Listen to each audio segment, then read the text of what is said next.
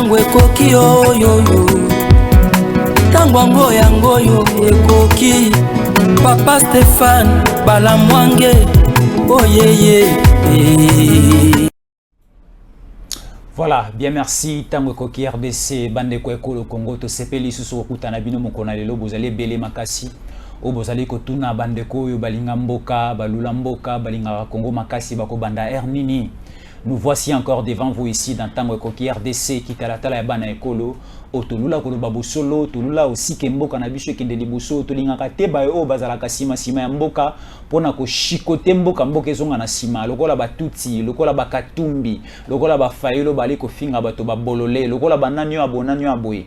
Biso tozali bayi ekolo o ba compatriotes bali ko bunda pour ke mboka kende liboso. Nous c'est Tango Koki RDC, bo pesa biso mwa moto ina bino, bo pesa biso pena mwa miso, bo koyoka mwa ebele ya malonga o tokoloba ko sepelisa bino makasi ko créer encore bolingo ya et ce que nous allons dire, c'est pour l'avantage et le développement en Mboka o biso to lingi Mboka oyo mais belé aba congolais balingi Mboka o alors lit na biso ya tous les jours ali to lingi sa ba congolais to faire comprendre na ba congolais que balinga Mboka o parce que Mboka o ce qui est bongi ezaka famille ya Tshisekedi ezaka famille ya Sama Lokonde eza famille na biso nyonso eko simba eko bonga parce que au niveau des États-Unis batonyo so basala raté il y a aussi des chômeurs mais aux États-Unis ba chômeurs et belé ba vivre na ba condition malonga, ça sera aussi pareil na mboka na biso ceux qui se développer ceux qui mboka o ebongi ezana biso ba to ali kosala na ba o ba ali kosala tena mabota na biso mbato zala malamu alors lit bitumba na biso fo ezala bongo alors bitumba wana e ali ko nécessité que biso to loba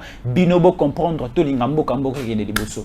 Moi c'est Jésus encore le toro solo maman bébélé ba milice mobondo bakangi bango c'était hier au niveau de Maluku. Plus ou moins 500 mobondo. Ce sont les milices de Kingakati. 500 bakangi bango au niveau ya Maluku. Et telle stratégie na bango babi wako utiliser sous système ya ba coffre fort ya monga chuchute. Bali ko bomba mando ki na se ya mabele na niveau ya Maluku. Alors, lobby ba service de sécurité na biso ba tambola ki ba découvrir ba arme ya lolenge nyonso na se ya mabele ya Maluku et ba kangi aussi 500 mobondo ba keko déposer ba arme na bango na kankokolo awa na commune ya Bandalungwa. Et des vidéos et défilés en attendant Koki RDC na ba édition na biso muso oti koleka. Et aujourd'hui, nous allons encore marteler autour de ça motona maele pas za elongo na ngai Ousmane Mutombo akoloba akopesa pe ba point de vue na ye. Et aussi Ousmane Mutombo à la Kibiso a coupé sa éclaircissement sur le déplacement. Il y a ministre d'État, ministre de Justice et Garde des Sceaux, Madame Rose Mutombo, au Azali au niveau, il y a la haie. C'est une ville hollandaise, place siège, il y a CPI et la Cour pénale internationale, les alliés, a sali déplacement au nom de la République, à qui on déposé des documents, et fourni, belé. Bato belé bako kangama qui procureur général près la cour d'appel, près la cour pénale internationale à Ena Kisasa parce que Ali ko Ena Kisasa le dimanche au 28. Ba fundi déjà bande ko belé et ko sutu ki sabino te ceux qui bande ko belé o ba boma o ba simba makila ba congolais bakangi bango tango CPI ko Ena Kisasa to ko le bela yango pe awa. To ko le bela pe lisusu. Ce n'est pas pour rien. Le gouverneur ya Congo central a pekisaki entrée ya Katumbi a pekisaki meeting ya Katumbi na Congo central. Oui, Katumbi est libre de circuler partout en République démocratique du Congo. Mais c'est que l'autorité provinciale du Congo central a interdit que c'était la manifestation publique programmée par Katumbi au niveau ya territoire, ya cité, ya Mbanzangongo. Baboyaki parce que les mobondo bazaka kana kingaka cité.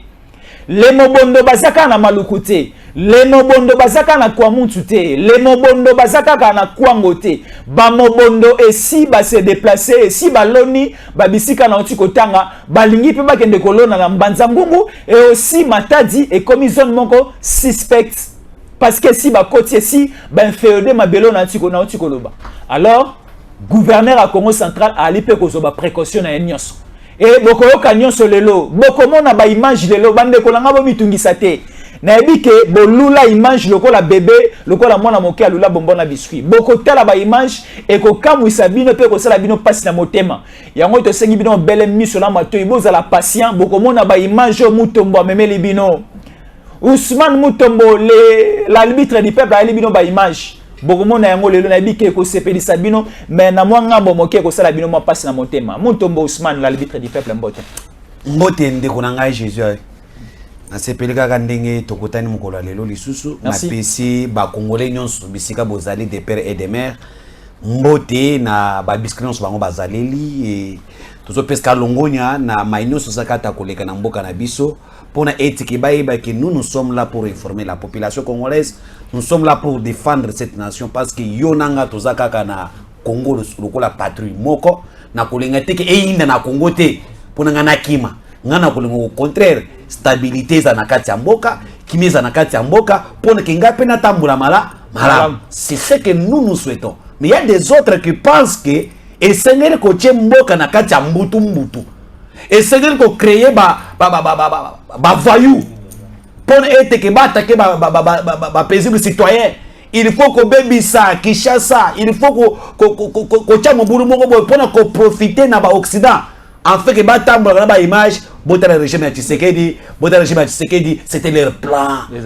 Et ça passe. Yango no moni lelo nazo comprendre que nzamba ça qui bien pour être que mutu lokola Fayulu janga soki nani voilà Fayulu Madidi donc Madidi Fayulu Martin pour que azala mokonza mboka te tolingi toza en face à un chef voyou, un président de la République Kuluna, lui-même est le maître de Kuluna, le monsieur comme ça. Donc lorsque Mayele les a sur la moto te Fayulu aza Mayele était le président élit dans la nuit.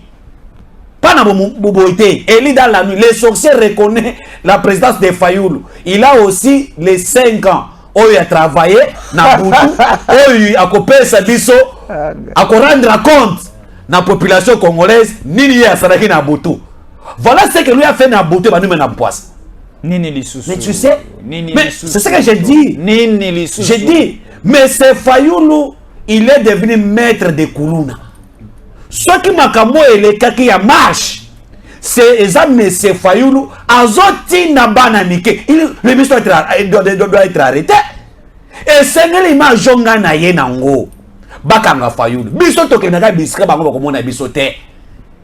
Ba transfert ba image ya boy, oh tala mwana boy, tala boy. Là vous avez parlé. Mais qui est le commanditaire ya ba makambuana? Nani? Abanda koti na batwana, baba mabanga, finga bango, bona boy, eza faso ya zo gérer na butu. Ndé a menango na kati ya moi, pona ke asarango. Mais c'est Fayulu, c'est lui qui est le commanditaire de toutes les actions qui a été mises en place, mais qui a été effectuées par ces délégats de Kuluna, que lui-même a mobilisé. Lui, leur maître, entraîneur. Bouaka. Bouaka Mabanga. Bouaka. Mais j'ai une vidéo ici. Est-ce que la technique, vous êtes prêt avec la vidéo? Nous allons un peu suivre la vidéo. Est-ce que Mutombo, vous allez colorer? Est-ce que Fayulu est l'entraîneur ya Bakuluna?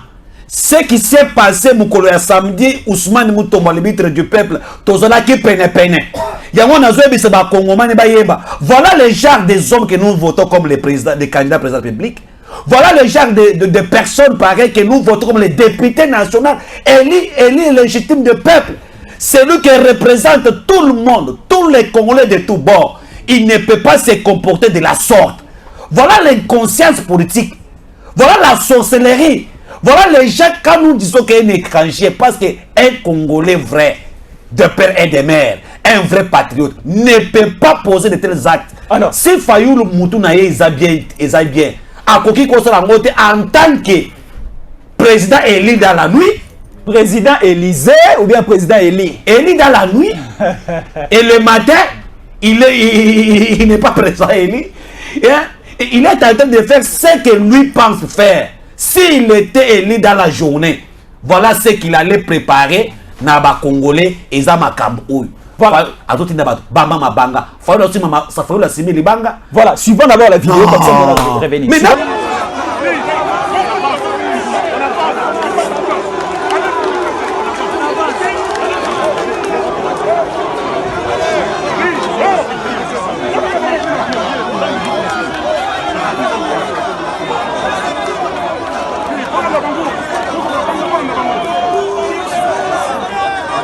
Voilà, la vidéo vient de passer. Vous êtes témoin, je ne suis pas sûr que vous allez contredire Ousmane Mutombo. Mais Mutombo ko kanga. Mais ça Fayulu. Mutombo ko kanga bakangi ye batie na kati ya prison ba condamné ye. Eza ndeko Martin Djanga Fayulu soki m'a dit de soki nini. Un vrai voyou. La raison pour laquelle le chef d'État a raison de dire au général, félicitations colonel, vous avez maîtrisé ces voyous-là. Voyou eza yo nangaité. Voyou, c'est oh muto asimi libanga pona ko beta na la police.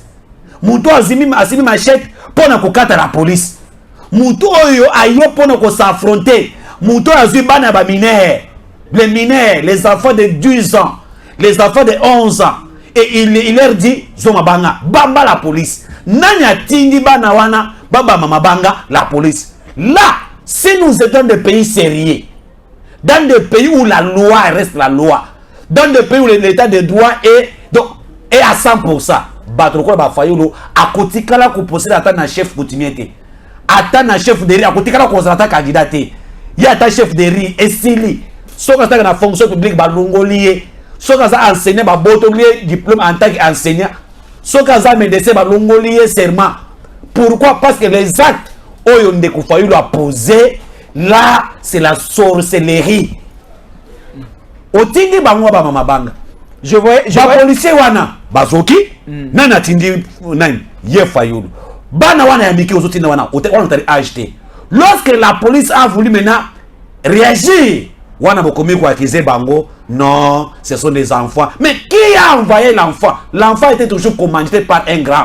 L'écran de ces enfants-là, c'est Fayulu qui est sorti là. Image à mon exemple. Namoni na sima ya na de l'autre côté comme ça, namoni mopanti a Fayulu, namoni c'est ça n'a pas zalaki. Mais Katumbi Plaza. Mondele pe Katumbi zalaki wana. Non, Fayulu zalaki yemo côté. Katumbi zalaki. C'était déjà un truc bien préparé. Oui, Katumbi zawana. C'est sanga zawana. Matata mpo iloko na zalaka yamona ka pe mingi kati ya bato moi mukuse soki abatamaki koteni mais azolo Fayulu na voix tout est clair bato bazo mona ngana kana lokota te ba mama banga quel genre de dirigeant qu'on allait voir dans ces pays? Même Chadar n'a pas fait ça. Même Chadar ba fingi maman na yo peut ça dire finga maman na yo lui-même s'est limité là, mais Fayulu est allé loin de dire Zoua Mabanga, Bamba Bango. Tout le monde peut baser Libanga Bamba. Bambi. Azo sauté dans le colo. Et très bien, moi, Libanga Salini, Abamba. Et Batini Banani, Bananike. Ce sont les mineurs. Vous les gens, oh, Bouloubi, Belé. Si c'était un des pays, mais ces enfants allaient être tués par la police. Comment Oyo Ozu Libango Zoua ma policier? Policier wana, d'ailleurs, de Basai Belé wana, policier Ayaba no Koloka, Oya Kango Pona éduquer yo. Au Kango Dengeni. Il faut chicoter à maîtriser. Il faut à chicoter, il faut à ça par force pour récupérer parce que vous avez mis de mon côté. Face à plusieurs petits comme ça, ma banque soit 500 pieds réseau, il y a yo ça ndengini. Machette et paille. Et faut y asana batouana. Asana batouana. Bobamba bango. Non. Est-ce que ça attitude d'Amalama homme d'État? C'est ça que j'ai dit. Fayulu n'est pas un homme d'État. Fayulu va mériter na bango. Mon état ba quartier baza, mon état ba sportif baza ba limite. Un sportif a dit que non, muto asa sportif te moya bunda na ye. Exalte mi beko epekisani. Mais lorsque vous êtes un homme d'État, soi-disant président élu sur Élysée, na yebi na ngaite parce que moi je sais le président élu les chefs du peuple et Eza Félix Antoine Tshisekedi Tshilombo. C'est lui connu par les institutions de la République, c'est lui qui est les 40.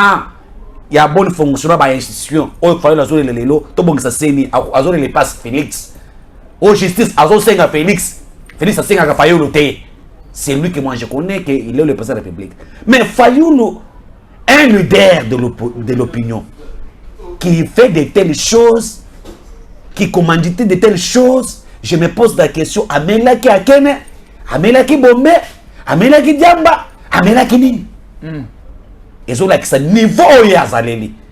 Dieu nous a épargné dans ces pays. Alors, Dieu nous a épargné dans ces pays de voir un monsieur comme ça qui allait être un président de la République dans ces pays. Dieu savait pourquoi Fayulu akozala mokonzi mboka te et akotikala kozala mokonzi mboka te dans le pays sérieux se présenter dans l'élection mon côté mais va voter carte d'électeur. Très bien. Ousmane Namutombo, là c'était pour vous montrer que comportement ba homme politique est belé na mboka na biso ya lisu malamu te. Tala ba homme politique ba komi ko se comporter le rôle bana ya balabala. Ba homme politique est belé ba komi ba monteur ba scénario, ba monter le comment pour ba teka image na ba télévision libanda pour ba bebisa aussi image de marque ya mboka pe ba konzi ya mboka pe ya Tshisekedi. Bandeko ya boye to ebite to so bango wapi? Est-ce que to botama libotama kana bandeko me ba bandeko ba utepa ba paya? Na ndimite na libota ya ba congolais bato lolenga boye bazalaka. Na ndimite na libota la ngai na botama na bato lolenga boye. Eza ya ba paya non, comportement na biso ba congolais zala boye te. Comportement ya kobomana, comportement ya mabanga ya machete ezalaka te comportement na mboka na biso. Ba paya ya régime à 18 ans ba memeli biso ba comportement ya boye. Fayulu okei wapi? Wapi identité na yo? Fayulu o changer na clique à peteka bo Fayulu kati singboka. Non, non, Fayulu faut bongo la motema. Bongo la motema. Évangile à Tshisekedi des alibi so tout linga école kende liboso. Ce qui Tshisekedi allié, maman Martha allié, Christian Tshisekedi allié, ngai pe na le. Motona motoroze eteni na yena kati ya Congo. Bénéfice ya matière première, bénéfice ya évolution ya mboka développement ya mboka ozala ka pona famille moko te, ozala pona biso nyonso. Ousmane Mutombo, avant la marche, il y a opposition, ben informer l'hôtel de ville de Kinshasa, ben informer PCPI. Ben lobela ki CPI que ce qui m'a bé commis na sima marche na bango. Tshisekedi akofundama. Ce qui m'a bé commis, ce qui bato bazoki, ce qui bato bakufi. Na sima marche opposition, il y a le 20 mai passé, Tshisekedi et l'ambana ya pembe ezumakila a la comptable, a la renouvelable na niveau ya CPI. CPI alikoya. CPI et alikoya na Kisasa ko sala nini. CPI ezali koya na Congo ko sala nini. Toyoki la ministre d'État, ministre ya justice et garde des Sceaux, madame Mutombo Rose Azana CP ake ko sala nini. Mais qu'un peu ko expliciter, mais qu'un peu ko informer biso parce que monte la maele. Na CP la non parce qu'on a bien information brite. Merci. Merci beaucoup ndeko na ngai Jésus. Oyebi que lorsque ozolo ba makambo etali ba Fayulu na leli. Mboka toza na chance te. Nzamba hibaki. Yango na sengi sekida fanda kana na pouvoir. Na bango nyonso wana bazalaki modèle azate. La raison pour laquelle au monde ba propos tenus par Mukebai par ndeko safu oye muntu moko azozela likayabu na safu eposa na pembeni bakolia ye. Aucun leader de l'opposition n'a condamné cet acte. Des actes il y a installation de la haine tribale. Personne. C'est pourquoi parce qu'ils ont comportement na bango, ils ont veine na bango, ne bamone yango c'est normal. Le comportement des gens qui entourent ces quatre leaders, ce qu'ils manifestent, c'est ce qui est dit na kata ababiro na bango bosala. Là, nous sommes avec toi. Avant marche et salement, les 20. Je vous donne une révélation. On a aperçu Fayulu, Matata Mponyo, Katumbi, Sesanga na Kingakati. Bakenda kosala nini na nini na Kingakati. Avant marche, bakenda na Kingakati. Pourquoi avant marche, les 4 leaders sont allés rendre visite na moko na bango? Bakenda kikuna. Bakenda kosola na ye. Bakenda ko senga bénédiction na ye. Na masolo na bango. Il a fallu louer Félix. Il a fallu poser des actes. Makila bato etanga. Lokola ngai kana zaka ngamoko mumite. To compérer personne abuma. C'était ça le plan. La raison pour laquelle tango bazongi, vous avez écouté leurs hommes balobaki batwa kokufa. On a prémédité ça. Kolobaki batwa kokufa. Ba combattant ba kokufa. Force de progrès ba kokufa. Population ba kokufa. Ba préparer Kango. Ils ont acheté beaucoup de choses pour que qu'on neutralise Kinshasa. La raison pour laquelle ils ont compris que si on marche, l'itinéraire, prendre la banque et s'imbattre et s'engueuler, baya ko provoquer la police, afin que plan la bango est mise en place. Nde monje na bango yango wana. Ba komi lettre CPI. Ba komi lettre Monisco aya ko protéger bango. CPI azala témoin parce que pour na bango Tshisekedi akobuma bato mokolo yango bato okofwa. Mais lorsque bo bengisi CPI na dossier na bino, bo préparaki déjà. Bo yebaki déjà makamune osalini ekoya oyo bino bosu bo salaki déjà. Malheureusement, la MONUSCO n'a pas répondu à l'appel na bango. La MONUSCO que la MONUSCO peut intervenir si et seulement si que la police fait l'appel à la MONUSCO. Bakoye.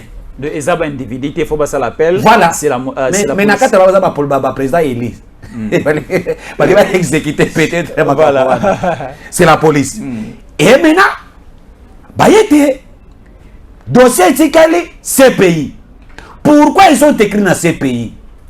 Makambuza na kata koyinda ta kutozono ba. Makamuni ni lisusu. Ndeko na ngai. Omoni il y a des dossiers na mboka oyo. Oyo Congolais nous sobana ko zela. Ba fungula enquête. Bakanga ba coupable. Nous avons passé dans ce pays 18 ans d'existence d'un régime, plus de 12 millions tués à l'est du Congo. Oui bien, très bien. Plus de 500 fausses communes. Oui bien, très bien. Plusieurs personnes tuées.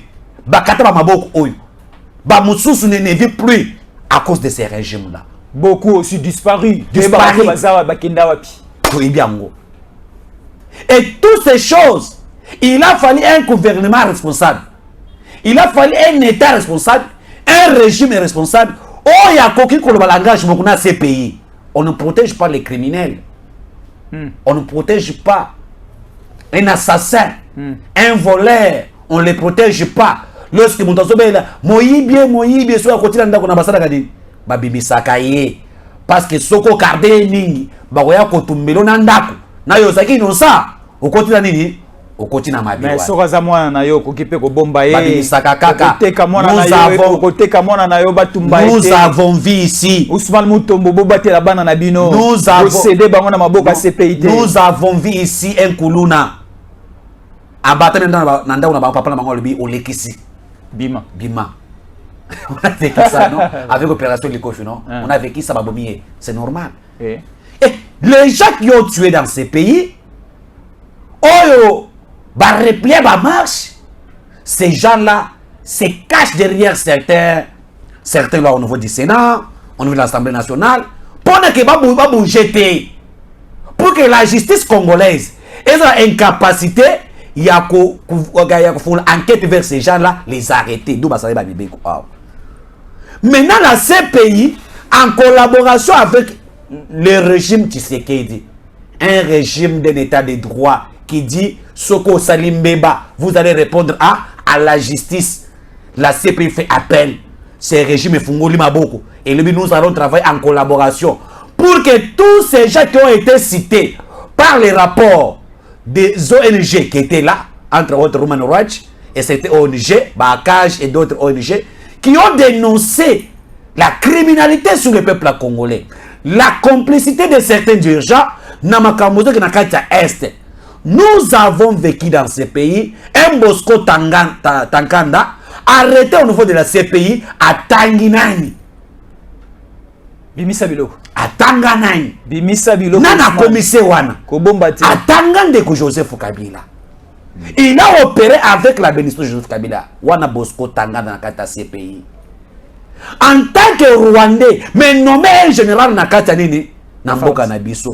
Avec une mission propre. Tuer les Congolais à l'Obakango. Plusieurs qu'on a arrêtés ont cité cet homme. Qui? C'est Joseph Kabila Kabange. Tous les massacres, tous les rapports que la CPI a fait dans Maboko Naye, Batanga Joseph Kabila avec ses acolytes. Et aujourd'hui, la République démocratique du Congo a compris une chose que nous devons collaborer.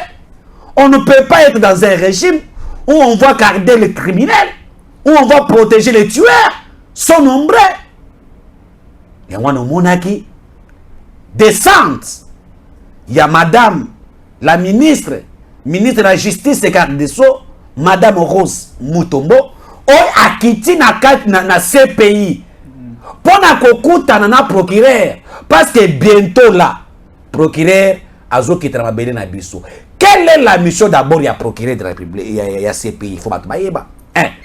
Après avoir reçu beaucoup de rapports en ce qui concerne le massacre en RDC, et dans l'Est, et dans la gestion de calamité sur tout vivre na bino awa, à l'objet Yemoko, Akita, pour des raisons d'enquête, à palper à mon amaboko, après retour na ye, à meka vraiment, il n'y a pas de population, non? À regrouper la population qu'on a na Est, à côté de ce qui se passe même actuellement, qu'aux les coupables seront interpellés et arrêtés.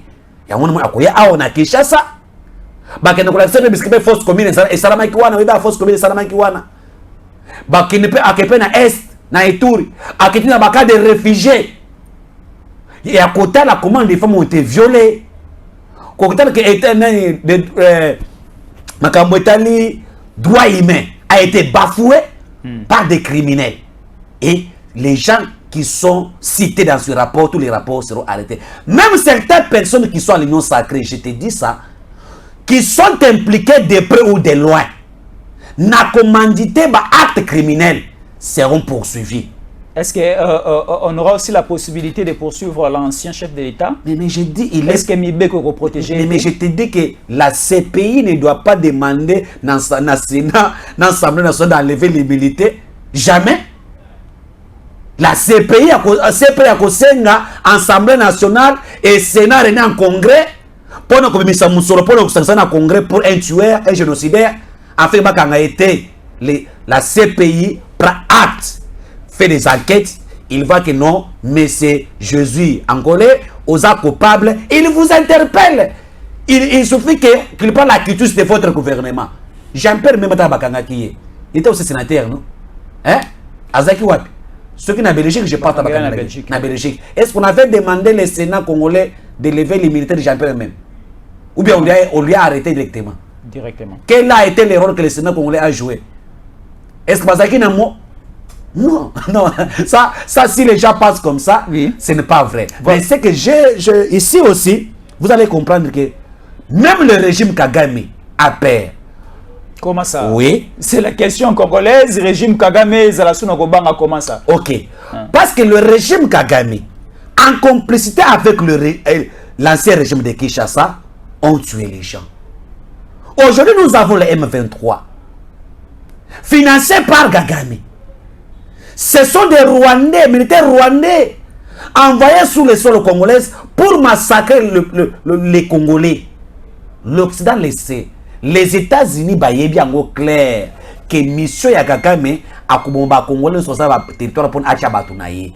Bayebi clair. La France, l'Union européenne, bayebi clair que M. Kagame azawana pona koboma et Kagame abuma na Congo. Et aujourd'hui, Kagame sera interpellé aussi. Ces pays kaka pona ba oba bina interne te ne ba oba zina complice makambo. To yebi yo na ngai. Makambo ya Est, nani a joué la complicité de Makambouane. Si nous avons vécu le CNDP, on a fait ce message déjà fort et pas de Nissi Sanga, parce que lui aussi, Aza M23 et CNDP, Babouman Amboka Oyu. C'est ça. Et na ba recherche nanga, batangela batumokwana. Banani susu. Déjà dossier ça na CPI. Et la CPI avait déjà demandé certaines sanctions. Par rapport à la situation à Est avec le M23 par RDF, 1. Le chef d'état-major rwandais doit être interpellé. Il y a des sanctions qui doivent être mises en place. 2. Paul Kagame lui-même doit être interpellé. Il est le commanditaire de tout ce qui se passe à l'Est. 3. Le chef de renseignement militaire rwandais doit être arrêté. Et il y a des sanctions. 4. Le ministre de la Défense rwandais, lui est aussi sur la liste. 5. Le directeur de l'ANER rwandais azapi na kati ya liste en complicité avec le secteur généraux rwandais et aussi les certaines personnes de M23. Très bien. Bakozala baza na liste wana ba oya awa soki na tangi bakupakata mbala parce que quoi il y a ces pays awa bako frontière n'y a plus de kubimiza sous pour na que c'est certaines catégories. Plus question de sortie. Plus question de sortie. La décision fait de tomber au niveau de la air. Et moi moni madame Rose Mutumba qui a déposé aussi le rapport massacre à Kishiché. Massacre à Rutshuru au Butukulega awa. Ces gens doivent être interpellés. C'est à féliciter. Nous avons une dépêche ici. Vous allez arranger votre micro pendant que je suis en train de lire. Nous avons une dépêche ici. Tuerie dans l'Est. Le gouvernement saisit la CPI pour enquêter et poursuivre les éléments de la coalition RDF-M23.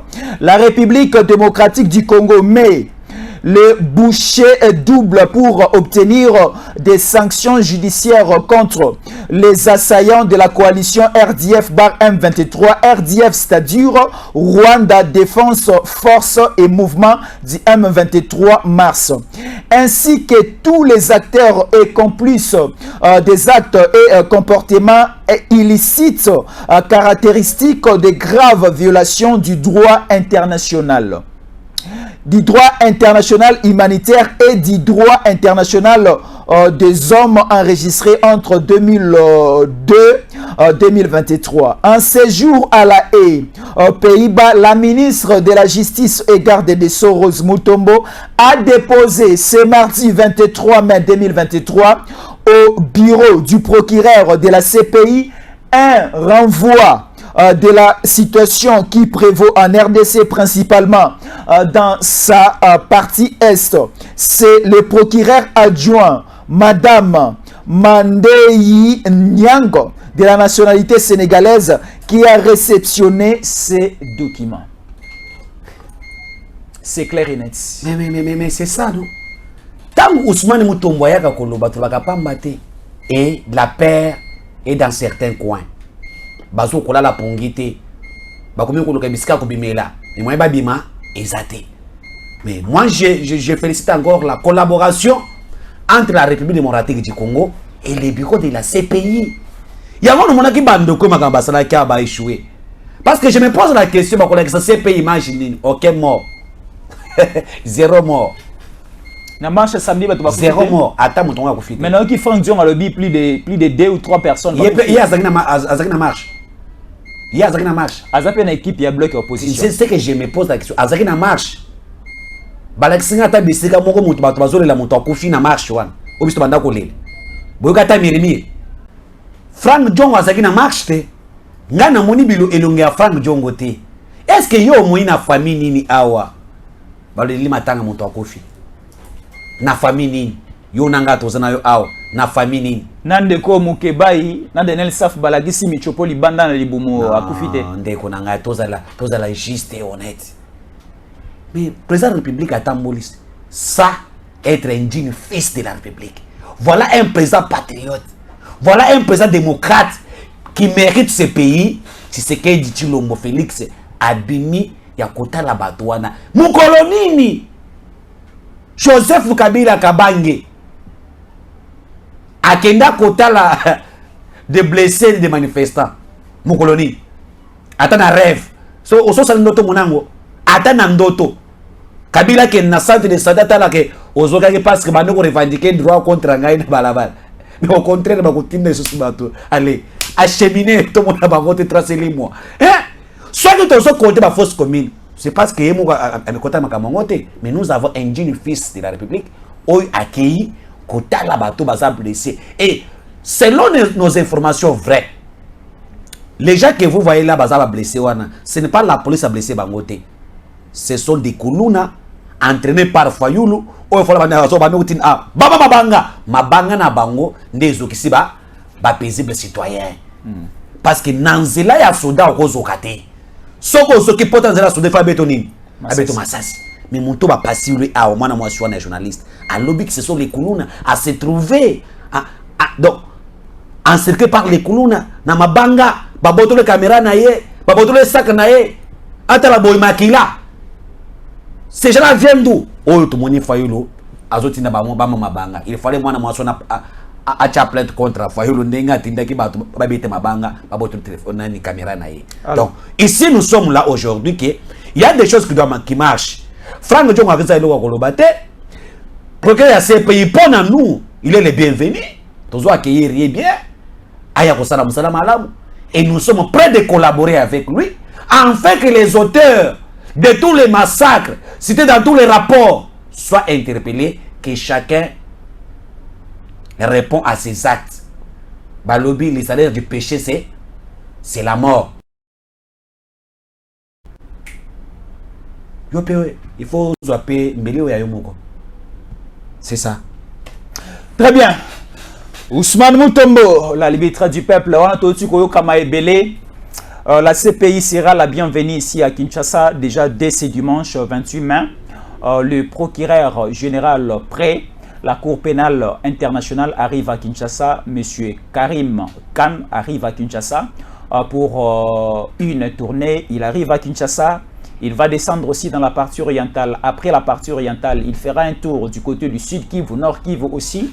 Et aussi, Ousmane Mutombo, est-ce que ce n'est pas aussi important de traiter la question de cette nouvelle milice qui apparaître au niveau de Kinshasa? Parce qu'on nous dit, au niveau des Maluku, on a retrouvé des Tutsis, plus ou moins 500 Tutsis. Il y a des images qui défilent déjà ici dans le temps de RDC. Il y a une émission qui venait de passer ici où on a montré les Tutsis dans une milice organisée à Kingakati, à Maluku. On a arrêté 500 personnes avec des armes déterrées à Maluku, présentées au niveau du camp à Kokolo. Est-ce que aussi il faut traiter ces dossiers, présenter ces dossiers de la milice Mobondo, parce que cette milice Mobondo commence maintenant à quitter la partie sud-ouest de Kinshasa. Donc nous prenons les cas de Kwamuntu, Maindombe et aussi Kwango, Bakomiko Katatina, Congo central. Est-ce qu'il faut aussi mettre plus d'attention? Oui, le service de sécurité Bali Kolandela. Il faut aussi introduire ces dossiers parce qu'on est en train de citer les noms de Kingakati, Nakati dossier ya Mobondo. C'est-à-dire que lorsque la ministre de la Justice Cardesso, Madame Rose Mutombo, a déposé les rapports aussi dans le CPI, a renforcé le premier rapport qui ont été déjà déposés pendant beaucoup années, que la CPI n'a pas eu le temps, parce que les régimes à l'époque ne voulaient pas collaborer avec la CPI en connaissant que c'est eux qui sont les coupables dans le dossier. Maintenant, la CPI est en face des régimes coopérateurs qui coopèrent avec la CPI parce que Bazana Makila Wanate, les dossiers de Mumbondo, rapporté parce qu'ils ont cité certaines personnes. Quand on dit crime contre l'humanité, crime contre l'humanité en général, mais ce qui s'est passé dans la partie à Kwamuntu, c'est un crime contre l'humanité. Mais les commanditaires sont là, sont bien connus, on les cite à tout moment. Alors que quand on a déposé les rapports, on a tenu compte de tous ces rapports-là. Pour nous renforcer aussi les rapports de Oba Déposa, il y a CPI. Afin que ces gens qui sont cités là-bas seront bel et bien arrêtés. La raison pour laquelle, Bomoni agitation. Bomoni agitation. Oh, Mbemba, ils ont préparé pour attaquer Kabila. Ça, c'est quelque chose préparé. Il y a un moni batumusu babimi ao. Oh, Mbemba prépare déjà na gemena baye awa pour attaquer Kabila. Kabila aussi se prépare. C'est pour na kokanga di dusu oyo et c'est fongwami. Oyo ki awa jeune Afrique na ebisa ko awa. Nous avons lu avec vous ici le journal de Montréal. Ce journal qui voulait accuser à tort le régime de Félix Tshisekedi comme si Bangonde baza à la base il y a massacre nanini na Kwamuntu na Kwango. Pourquoi baloni bongo? Parce que bayebaki déjà que la CPI arrive, vu ce qui se passe na Kwamuntu na Kwango, c'est l'homme là est cité. Alors pour échapper aussi la CPI, il fallait te couler Tshisekedi accusé dans les faux pour à collaborer avec la CPI. Donc pour dire Ousmane Mutombo, pour les cas est, mais pour les cas il y a Kwamuntu. Non, le journal Montréal a cité non, le plan était démasquer, désinformer les informations. Ah bon. Détourner les informations. Voilà. Par rapport à Obasi Bayoki déjà, Bamoni Bamilis Mombondo, Bazana Kata Kingakati, Batuti, Balandi Bango Bonabo. Ils ont compris que vite tout ce qui sort comme des preuves, oui c'est réel. Mais comment pouvons-nous faire pour notre Lungola image Wana, il faut tout acquiser ce qu'il dit dans le faux. Parce que quand le procureur arrive, tous les dossiers sont mis dans la table, sous la table des procureurs. Tu sais comment quand même, on va dire comment déstabiliser les pouvoirs en place. Or, la vérité commence à sortir chaque jour. Les Mombondo qu'on vient d'arrêter ici, les Tutsis, parmi plusieurs Tutsis rwandais. Et quand on pose ces gens la question, ils ont bien dit, Ezakingaïté. Ezakingaïté, Ousmane Moutoumou. Yaka, opé sa preuve, Bango Moko Balobike. Nous étions financés par qui? Kingakati. Bango Moko. Minduki Bozu Wak. Mouto Fana Namboka Zuyana. Azon Wak. Azumandoki Yamakasi Wana. Donc, des armes de guerre. Bango Moko Basité, Balobi Tokou fait biso mon côté. Batangi, Moupanzi Wan. Kingakati. Ba interpeller Bangote. C'est ça, la peur a changé le cas. Parce que tout ce qui était fait pendant la nuit est révélé pendant la journée. Et on a dit, pouvoir être Tshisekedi, déboulonnage, ils ont continué. Déboulonnage en déboulonnage. Très bien. Batami Kotoyo, Kotoyo secret ça et bimi. Et tout ça, Batira Moussuna, merci à procureur CPI. Très bien. Azuyango, Alobi, vous êtes bien. Nous collaborons avec vous. Tous ces gens seront arrêtés. Et l'État va nous faire na compte l'État. Azokanga, milice, les autres vont répondre à la justice. Et les autres qui sont les commanditaires, qui sont déposés dans ma message à ces pays, en collaboration avec l'État, va maîtriser ça et sauf. Tabakanga Moutou, Tongo Kotana, Boutou Pekosalini, et Kouine. Très bien. Ousmane Moutombo, la CPI arrive à Kinshasa comme nous venons de les dévoiler. Mais le chef de l'État se trouve présentement, au moment où nous vous parlons, le chef de l'État séjourne au niveau de la Chine, accompagné de 10 ministres du gouvernement. Là, nous trouvons le ministre des Affaires étrangères, il y a le ministre de Commerce extérieur, il y a le ministre porte-parole du gouvernement. Il y a autant de ministres, 10 ministres au total, qui accompagné délégation à chef de l'État, Lelo Obaliko séjournait déjà au niveau de la Chine. Mokonzambo Kabimi. Bisozana tata o abimaka kendara mosala po ela bana na ye eloka kolia na pokwa. Tolingi ba tata o ba fenea te ba kumba mboka o plus ou moins 18 ans. Tata moko avandaka na lopango abimaka kendara mosala te, a voyageaka te. Alongaka Gombe te akenda ta maluku, akenda ta masina abimaka te. Étant donné que la Guinzala la Mboka, mais Tshisekedi abimaka Chine, il est allé revisiter beaucoup de contrats. Ba partenariat est belé au signé qui est côté Simboka na Libulu. Si commune sera révisé, si côté on a effectivité à contrat chinois na République démocratique du Congo. Donc on a maïo nyonso te revaki et relata nzoto avec Tshisekedi parce que Tshisekedi se trouve déjà au niveau de la Chine. Akokuta na premier ministre chinois, Akokuta na chef de l'État chinois Xi Jinping, parce que c'est sous l'invitation du chef de l'État chinois né à la Chine. Akokuta na pena ba grandes entreprises chinoises, des firmes chinoises ya minene, eko signé ba partenariat na République démocratique du Congo. Des partenariats win-win de Chine et Ghana bi se fait de bénéficier. Le président de la République se trouve là-bas. Mais c'est quoi Ousmane Moutombo? Naebi ko ali ko bossa na tête en 2023. Déjà Katumbi a beti bino makale kale loi tiani et si ekoti tiroir. Mais c'est quoi le collaborateur que loi tiani ko légalise c'était parce que bali ko traiter on a parlement te Boboyi Katumbi a kota su Congo central pourquoi? Ousmane Moutombo Boboyi Katumbi a de Congo central pourquoi? Parce que Bobunisa qui na loi tiani ici Daniel Safwa ko esi ngo makale kale. Siko abwe ndeko Katumbi aponi akende mo kotambola na Congo central Boboyi akende. Ndeko Jésus. Loi China no ekweyite. Mais bazali ko traiter yango. Ndeko nangai. Nazo ebiso que c'est que le parlement otozana ngo ekoki kosala pona ko sepese mitema ba Congomais. C'est le cadeau bako pesa biso pona mandat na bango. Seule chose au Papa Mbosso, malgré tous les années qu'il a fait dans ces pays, Azaki Kingani, ministre et commissaire, tout ça, c'est qu'il peut nous donner une histoire. Oh, l'histoire du Congo sera écrite par les Congolais et eux-mêmes.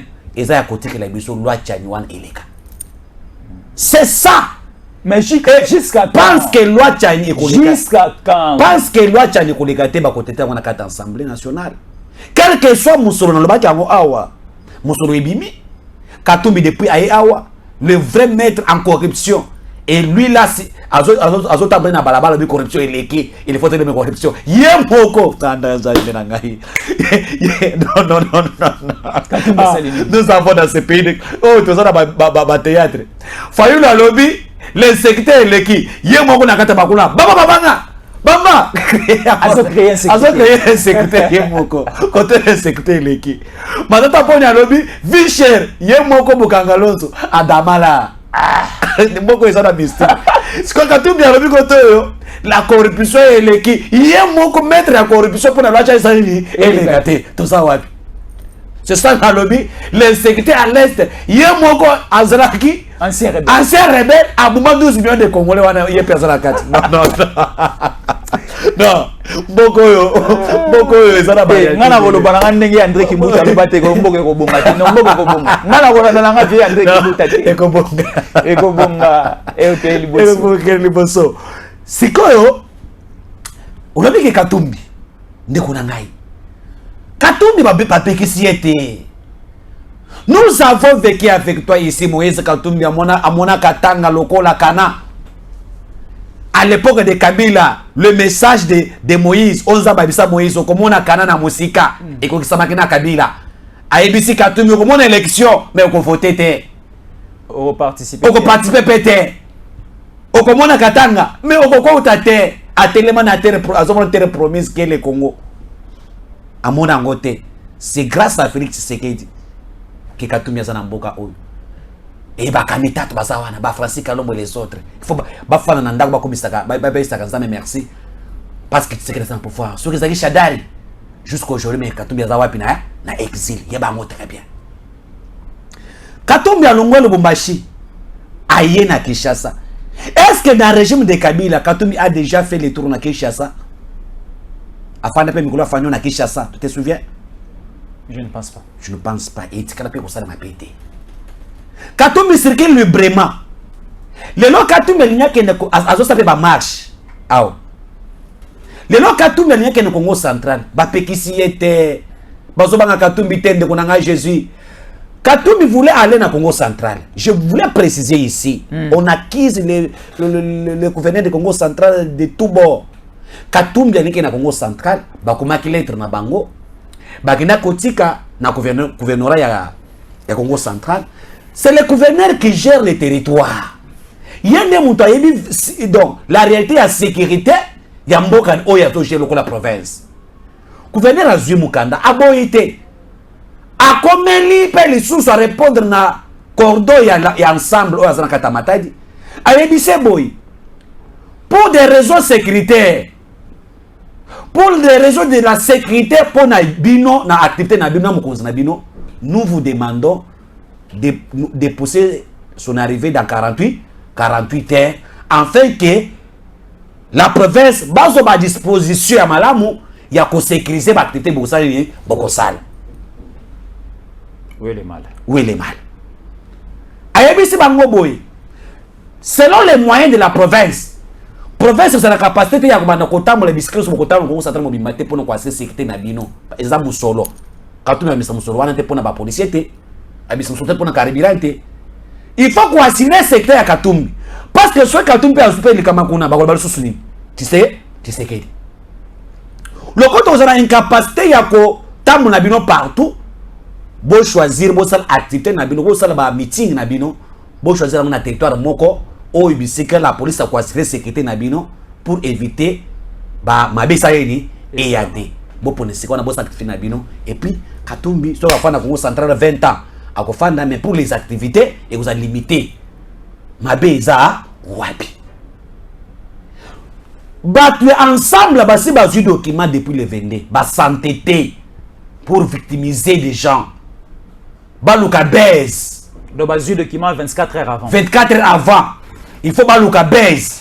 Nde au moyen de Katumi, bah s'entêter, bah qui je pense dans Kassangoul, je pense, bah qui kocha podium, bah ça la meeting, Katumbi Azoya. Na mitende. Na meeting, voilà. Bah ça la podium, Katumbi Azoya. Non, on a dit, mais nous vous avons dit. Nde au moyen, la police, le bazoa qui autorisation, tu vas s'entêter pour que bah, or, bah, ministre Mumbondo, or, bah, on va coopérer à Batouana. Bah, si bazo, tu peux na kacha, ya matani déjà, bah, c'est Congo central. Parce que s'il y a des affrontements entre les deux cas, les bamistes babima, ça c'est fois va créer moins insécurité. Parce que moi d'ancien à l'obaki que Katumbi n'atteint pas Congo te. Oui, moi d'ancien à l'obaki que Katumbi n'atteint pas Congo te. Pona ya lobby que Katumbi n'est pas congolais dépendant des mers à Konyata Awate pona un étranger aya ko diaboliser bateau pour mettre en sécurité. Alors il a fallu ya bakoko ye azama taba Congo te. Alors il a fallu maintenant qu'aux dispositions il y a sécuritaire pour éviter tout ce qui peut arriver. Ma béni basali. Ma béni basali. Même si M. Katumbi a le billet à quel document, azon à Keba Congo Kenya. Ne pas assurer sécurité, na ma béni basali. On a ça la publicité ou bazo représenter rien. Pour les Congo, même pour les Congo central, il ne représente absolument rien. Parlons de la République. Na kota ba makambo na te, isa fausse alerte. Et je suis content parce qu'il y a conférence de presse qui s'est fait maintenant entre le ministre de l'Intérieur, Peter Kazadi, et le ministre et gouverneur de Congo central pour couper ce mois lumière dans Makambouana par rapport aux ondits qui circulent déjà Afrique, journal il y a Afrique, Jeune Afrique, et lobby déjà, Katumbi, tout est déjà. Pas même pas 5 minutes, tout est déjà. Et l'Occident, non. Non, on n'est pas là pour exécuter. Mais ce sont des médias téléguidés par Katumbi. Oui, non, il faut pas ça les locaux pour victimiser le régime. Mais ils ont les bons tout, nous basons au raconter. Nous sommes là, par de la République. Le Belambo, le Belambo. Ce qui est important, c'est Tshisekedi. Tshisekedi a fait Chine. C'est ça, c'est que nous devons parler. Tshisekedi bitambola tambola. C'est ça, oui. Bitambola tambola parce que votre qui mouka na l'autre côté. Bitambola tambola parce que vous avez laissé les pays sans rien. Il cherche comment faire nourrir ces enfants-là. Un papa qui n'a rien trouvé à la maison. Asanakani. Akoma bitambola tambola pour nous coloquer la banane. Ceux qui vont gérer qui bien, mais c'est que la tambola te. Mais le gars vont gérer qui m'a bé. Il y a un secret dans le moyen fanda pewana eza bongote. C'est qu'on appelle la continuité de yanini. Il y a pouvoir. Akufana pe kaka bongote, il faut qu'il coloquer la banane yonangai pour na tozwa besoin de santé ya malam, sécurité ya malam, moi misala ya malam et ya namboka, investissement ya malam et ya namboka na biso. C'est ce qui est tenté de chercher l'intérêt du peuple congolais. On est pas risque ça na kati avion. Avion que pe de kolobo ipe et quoi batwa kofi. Soit que tu sais que le azo ça va voyage, et ça pour na sengote. C'est là, et ça risque à vie na yepé. Mais je sais parce que ce qu'on voyageait, moi je suis retrouvé dans Mboka Oyo, exact. Alors que na koluka, bateau bali ko investir dans Mboka na biso baza ebele, et c'est na sur na bango. Voilà maintenant le départ de Tshisekedi na Katia, Chine est bouleversé l'Occident. L'Occident est bouleversé. Sont près de Tshisekedi. Les États-Unis sont prêts de tout faire pour bloquer Tshisekedi. Parce qu'ils avaient demandé à Tshisekedi de renouer certains contrats de mine avec la Chine.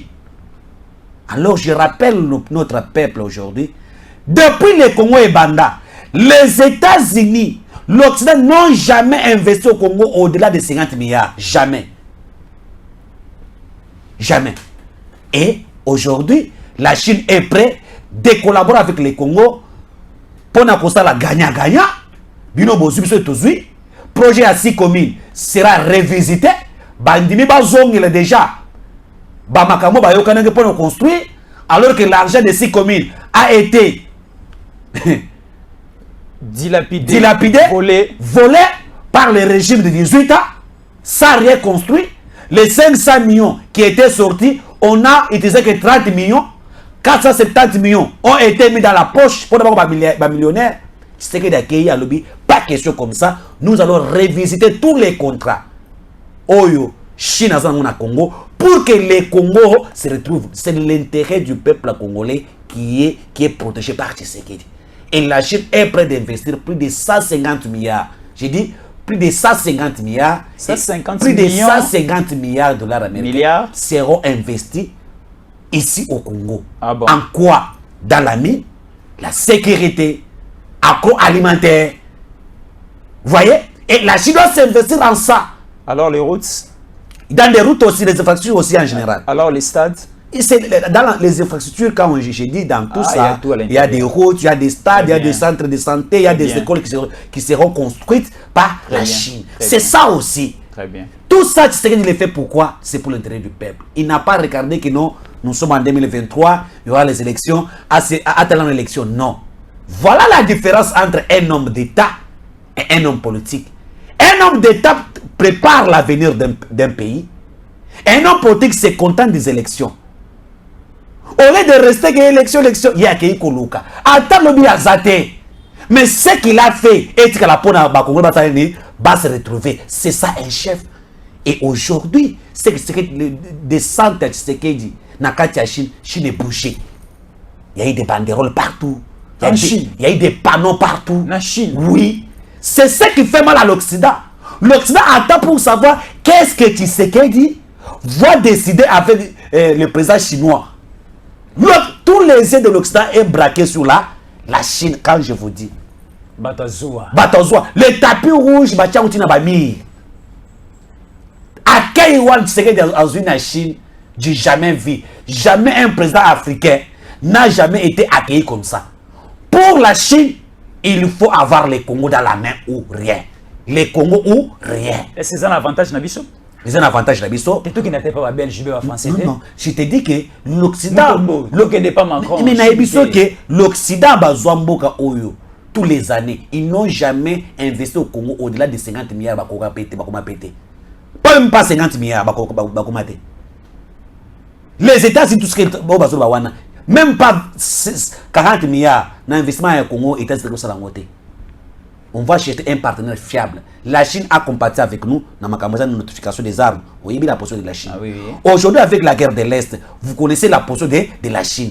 Et la Chine vient en aide avec des munitions, des armes, des drones pour aider la République démocratique du Congo afin de se débarrasser avec la guerre de l'Est. Est-ce que les États-Unis ont fait ça? Non. La France a fait ça. Au contraire, la France a des milices au sein du M23. Très bien.